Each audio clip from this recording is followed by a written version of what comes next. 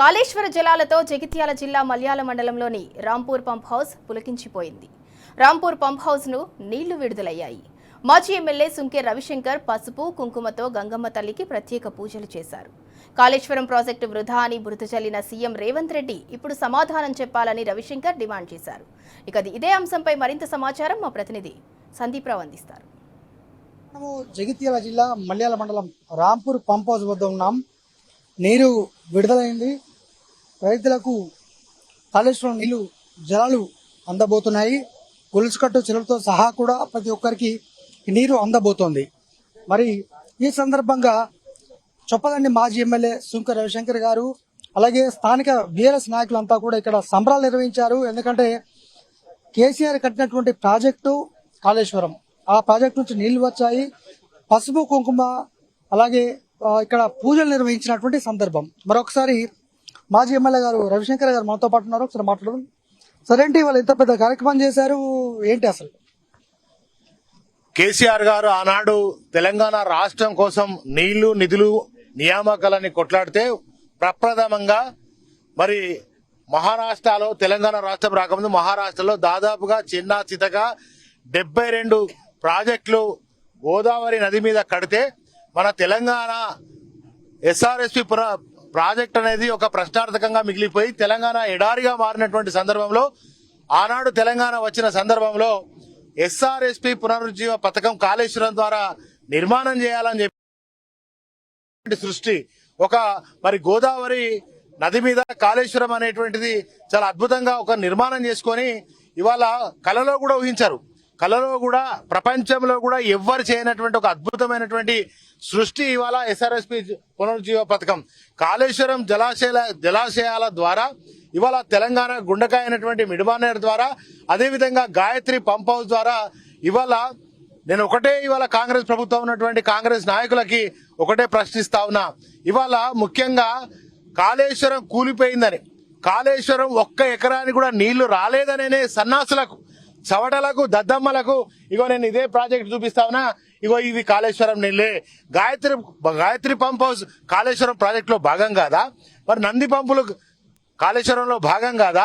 ఇవాళ Rampur pump house దగ్గర ఉన్న ఈ రాంపూర్ పంప్ హౌస్ కాళేశ్వరంలో భాగం కాదా? ఇవాళ రాజేశ్వరరావు పాటకు పోతున్నటువంటి ఈ నీళ్లు కాళేశ్వరం జలాశయాలు కాదా? మరి అదేవిధంగా ముక్పల్ వరకు వెళ్తున్నటువంటి ఈ యొక్క కాళేశ్వరం జలాశయాలు చూడండి ఒకసారి. తెలియనటువంటి కాంగ్రెస్ సన్యాసులారా, ఇగో ఇవి కాళేశ్వరం నీళ్లే, ఇగో ఇవి కేసీఆర్ ఆనవాళ్లు, ఈ జలాశయాలను మీరు ఒక్కసారి చూడండి.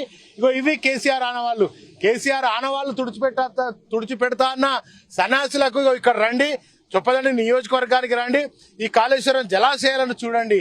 ఇవాళ ఎడారి లాంటి తెలంగాణను ఒక సస్యశ్యామలం చేయాలని చెప్పి అన్నదాత ఆనాడు ఆత్మహత్య చేసుకున్నటువంటి పరిస్థితిని మరి ఇవాళ ఆత్మహత్య లేని తెలంగాణను సృష్టించినటువంటి కేసీఆర్ అపర భగీరథుడు అంటే మరి ఆనాడు శివుని తల మీద ఉన్నటువంటి గంగను కిందికి దించిండు భగీరథుడు. కానీ వాళ్ళ ఎక్కడో సముద్రంలో కలుస్తున్నటువంటి ఈ గోదావరి గంగమ్మను తీసుకొచ్చి రైతాంగాలని నెర్రలు బీళ్లు వారినటువంటి పొలాలకు నీళ్ళిచ్చినటువంటి భగీరథుడు ఇవాళ దాదాపు 200 కిలోమీటర్ల పెట్టు ఇవాళ గోదావరి వెళ్తుంది.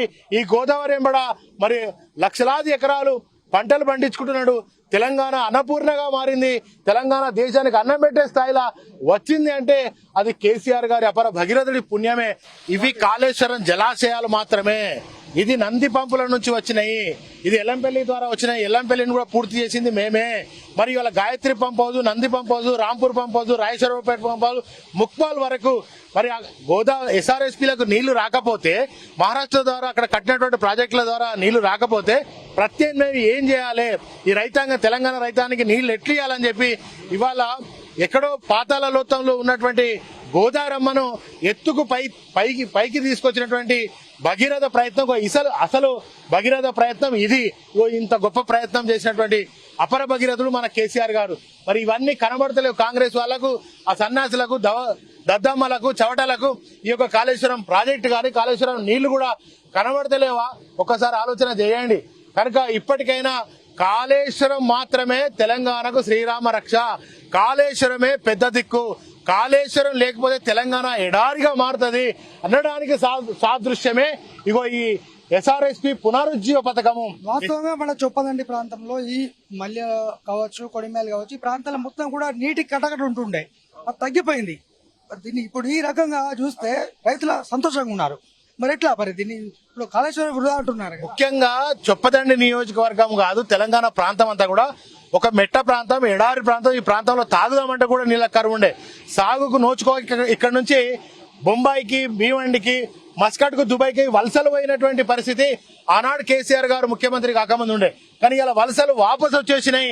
ఇలా సిరులు లాంటి, బంగారం లాంటి పంటలు పండుతున్నాయి అంటే దానికి కారకుడు అపర భగీరథుడు కేసీఆర్ గారి ఉన్న అపర భగీరథ ప్రయత్నం మాత్రమే ఇవాళ తెలంగాణ సుభిక్షంగా ఉంది, తెలంగాణ దేశానికి అన్నం పెట్టే స్థాయిలో ఉందంటే ఓన్లీ కేసీఆర్ కారణం మాత్రమే. ఆయన కృషి ఫలితంగానే ఇవాళ నీళ్లు మనకు కనబడతా ఉన్నాయి.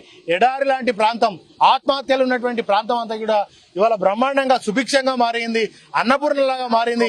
ఈ ప్రాంతం అంతా కూడా ఇవాళ ఎడారిగా ఉన్నటువంటి ప్రాంతం అంతా కూడా సస్యశ్యామలం మారింది. ఇప్పుడే మన పంపులు కూడా ప్రారంభించారు, మరి మరొక 4వ పంపులు కూడా ప్రారంభించారు. మరి ఇది కేసీఆర్ దార్శనికత ముందు చూపుకు నిదర్శనంగా మనం చెప్పుకోవచ్చు.